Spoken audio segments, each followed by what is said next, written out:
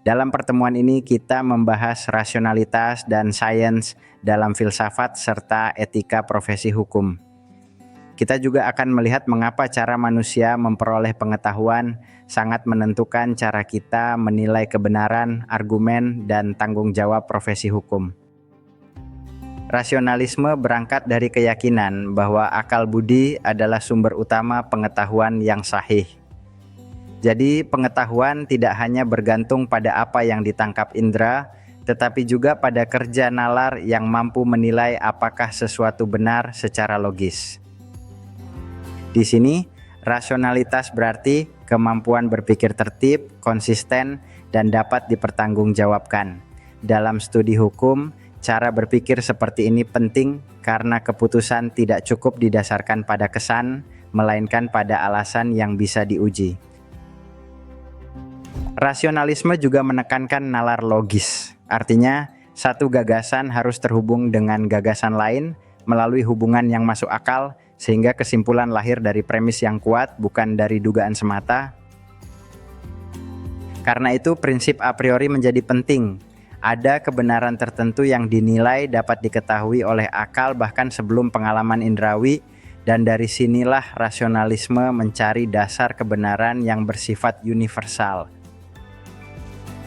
Ratio sering dipahami sebagai ciri khas manusia. Karena melalui ratio, kita tidak hanya merasakan atau mengamati, tetapi juga mengabstraksikan.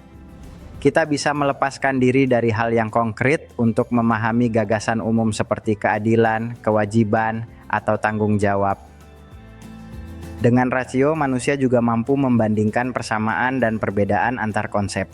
Misalnya, kita dapat membedakan antara hukum, moral, dan etika profesi, meskipun ketiganya sering saling berhubungan.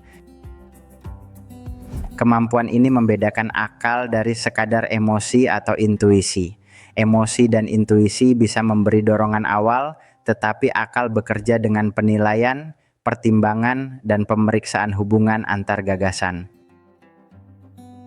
Dari sana, manusia dapat menghubungkan beberapa gagasan sekaligus lalu menarik kesimpulan. Inilah dasar penalaran yang membuat argumentasi ilmiah dan argumentasi hukum bisa disusun secara masuk akal. Rasionalitas dan rasionalisasi terdengar mirip tetapi maknanya berbeda.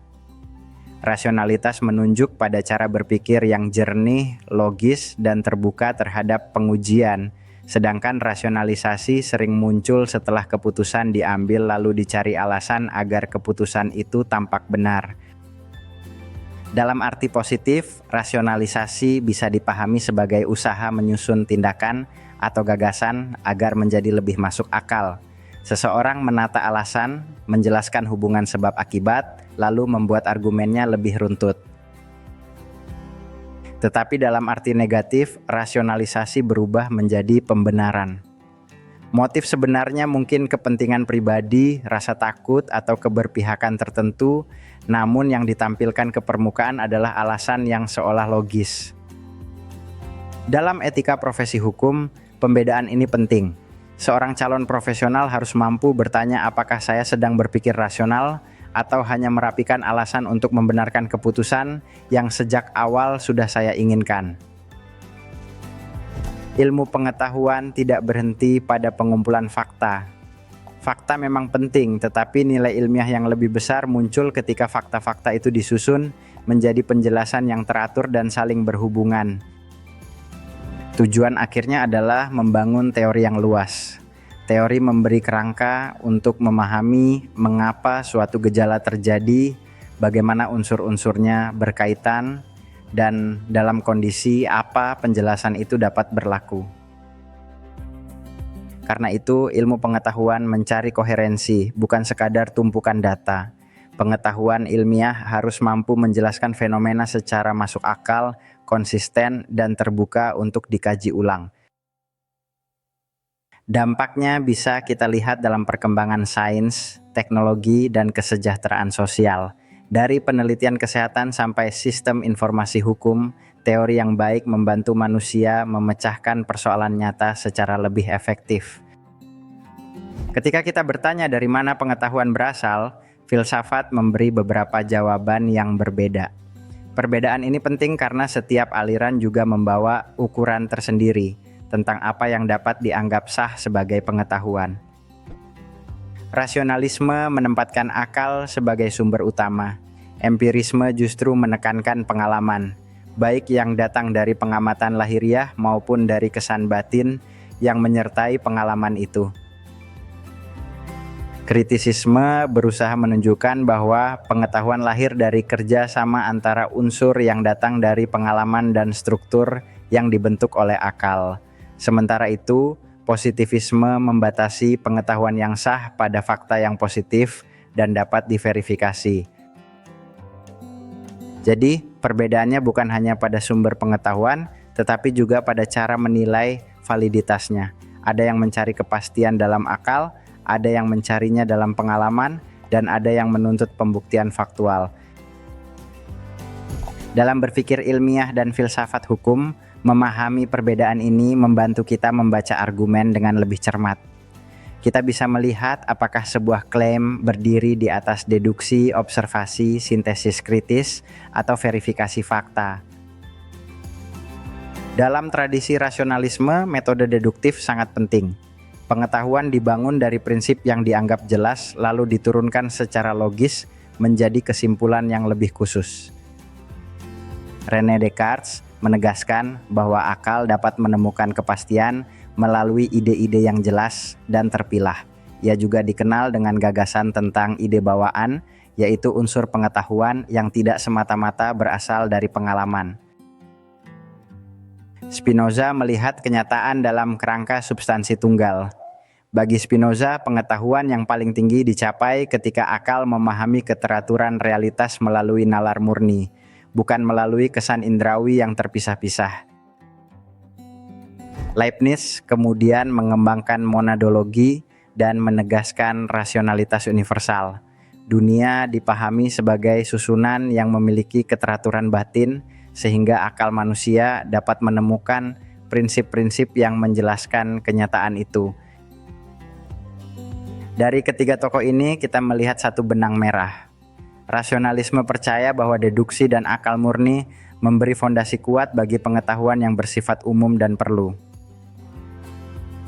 Berbeda dari rasionalisme, empirisme berpendapat bahwa pengetahuan terutama berasal dari pengalaman. Apa yang kita ketahui dibentuk oleh apa yang kita lihat, dengar, rasakan, dan alami dalam kehidupan nyata. Karena itu, pengalaman lahiriah maupun batiniah sama-sama penting. Pengamatan indrawi memberi bahan dasar, sementara kesan, ingatan, dan asosiasi pengalaman ikut membentuk isi pengetahuan. Dalam metode berpikir, empirisme dekat dengan induksi. Dari banyak peristiwa khusus, manusia menyusun generalisasi untuk memahami pola yang lebih umum.